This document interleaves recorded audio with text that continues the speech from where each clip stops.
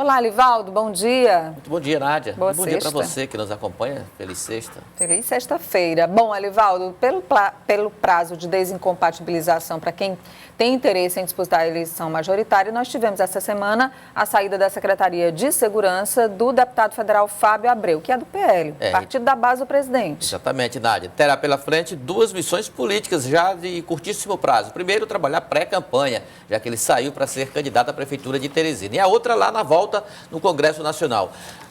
Fábio Abreu é aliado do PT no Piauí, mas o PL está no Centrão, que é um partido hoje da base aliada ao presidente Bolsonaro. Ontem eu conversei com o deputado, ele explicou como deve ser o comportamento dele na volta à Câmara. Que for de acordo com o partido e bom para o país, pode ter certeza que nós vamos estar votando a favor daquilo que for junto com o presidente. Mas assuntos que venham ao contrário das minhas convicções, não tenha dúvida de que a gente vai manter as nossas convicções. Um exemplo que eu acredito que seja uma bandeira do partido, embora tenha havido veto do presidente da República com relação aos membros da segurança pública, da saúde e da educação, nós somos pela derrubada do veto. O presidente, o deputado Fábio Abreu, então, não deverá seguir a orientação do partido, né? Que o PL, Valdemar Costa Neto, seguramente vai orientar a bancada a preservar os vetos que foram feitos pelo presidente ao socorro aos estados e municípios, que serão apreciados já, eu imagino, na próxima semana, Nádia. E o PSL, que é o ex-partido do presidente Bolsonaro, mas ainda tem bolsonaristas no PSL aqui em Teresina e que querem candidatura própria. Exatamente, Nádia. O PSL já foi puro sangue bolsonarista e agora é meio sangue. Mas ficou lá uma ala ligada ao presidente ideologicamente que voltou agora a defender uma candidatura própria à Prefeitura de Teresina. No entanto, o presidente da sigla do estado e é vereador na capital, ele é firminista. E se depender dele, candidatura própria do PSL, só se o pretendente a essa vaga tiver acima de 2 pontos nas pesquisas eleitorais. É o que diz o vereador Luiz André. O nosso foco principal é formar a chapa de vereadores, organizar um grupo forte para que nós possamos, através do plano de governo que nós estamos preparando, apresentar ao futuro candidato que, porventura, iremos apoiar. Mas a tendência natural é o PSL marchar o candidato indicado pelo prefeito Firmino Filho. Ele é o presidente do partido. Há também pré-candidatos a vereador, como Sérgio Bandeira, que é frequentador assíduo do Palácio da Cidade, e o pai, vereador Ricardo Bandeira, que é nada mais, nada menos do que secretário municipal de Economia Solidária e da equipe do primeiro escalão do prefeito Firmino Filho. Então, eu acho que essa bandeira, muito embora o advogado Nel Lopes deseja retomar no partido, mas ela não vai ser fácil de ser levada a efeito. Vamos falar com o nosso cientista? Fenelon Rocha. Fenelon, a Aliança Brasil, que é o partido que desejaria ser criado, o presidente Bolsonaro desejaria criar, inclusive o presidente está sem partido depois que saiu do PSL, o Aliança não vingou, então os bolsonaristas precisam ficar em outros partidos, e eu queria a sua análise diante desse quadro apresentado aqui pelo Elivaldo.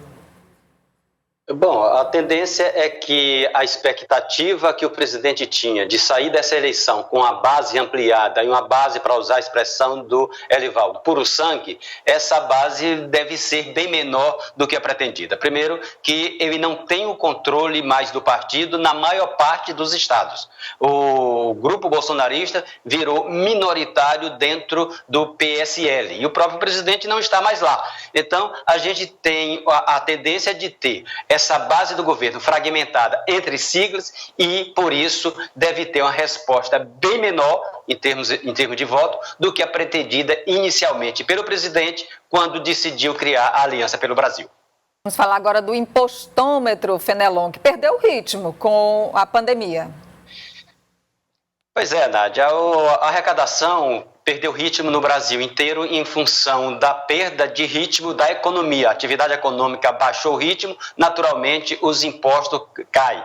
E a gente teve aqui recentemente o próprio governo do estado informando que teve uma perda em abril em relação a abril do ano passado, da ordem de 40%. Pois bem, ontem o impostômetro deu um dado sobre o impostômetro, para que as pessoas entendam. É aquele serviço da Associação Comercial de São Paulo que mede, faz uma projeção em tempo real da arrecadação no Brasil inteiro, unindo os tributos federais, estaduais e municipais. E veja bem, a gente tem um número aí na tela. A projeção para 2020 era de 2,7 trilhões de arrecadação. As perdas após a pandemia já podem ser calculadas em mais de 220 bilhões. Por quê? A expectativa, esse cálculo a gente chega da seguinte forma, a expectativa de se alcançar o primeiro trilhão, segundo esse cálculo do impostômetro, era algo em torno do dia 15 de maio.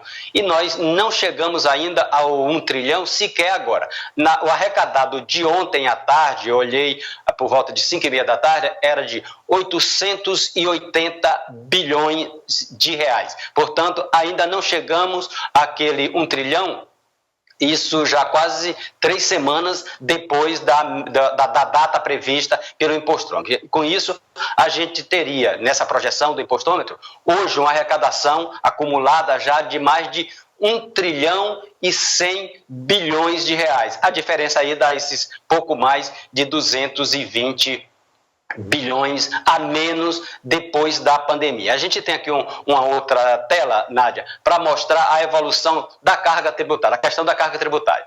Essa redução da arrecadação não quer dizer que a gente esteja pagando menos imposto. A gente, na verdade, está recolhendo menos porque estamos tendo menos receita. O Brasil continuou com a carga brutal, é a 9ª maior do planeta, segundo cálculos do próprio impostômetro.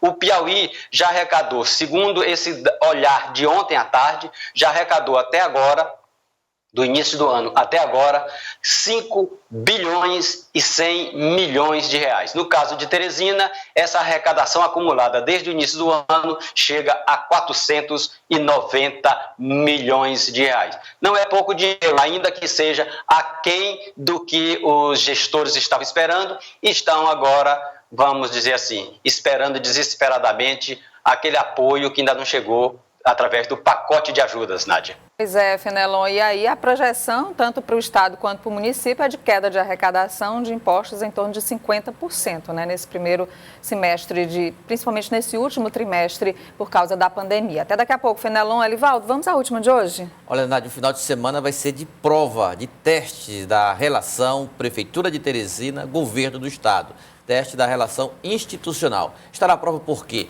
Exatamente porque já há descompassos em relação ao tratamento dado pelo governo e pela prefeitura no enfrentamento à pandemia do novo coronavírus. O governo prepara e acena para flexibilizações a partir de segunda-feira com a apresentação dos seus protocolos.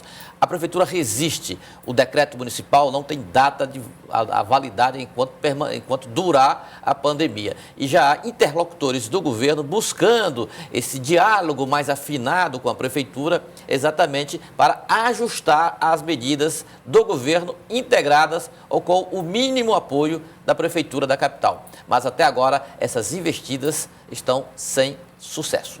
Estava previsto para amanhã a reunião, que deve ser antecipada para hoje no governo do estado, para discutir as medidas de retomada da economia. Elivaldo, obrigada, bom final de semana. Até segunda, Nádia. Até segunda aqui no Notícia da Manhã. Seguramente. Até logo mais, lá na Rádio Cidade Verde e também aqui no Jornal do Piauí, a partir de 12h15.